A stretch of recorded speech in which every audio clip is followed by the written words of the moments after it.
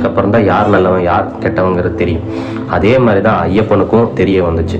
இப்படி அவருக்கு தெரியாமல் இருந்ததுக்கான காரணம் என்ன அப்படின்னு சொல்லி பார்த்தீங்க அப்படின்னம்னா, அவரை ராஜா போல பாவிச்சு உணவெல்லாம் கொடுத்து ராஜாவுடையெல்லாம் கொடுத்ததுனால அவருடைய அறிவு கண் திறக்கலை.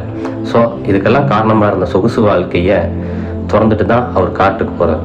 அதே மாதிரி தான் அவருடைய பக்தர்களும் வருஷம் ஃபுல்லாக இருந்த சொகுசு வாழ்க்கையை 48 நாள் விட்டு கொடுக்கறதுனாலையும், காலையில் உணவு இருந்ததுன்னா மறுபடியும் நைட்டு தான்.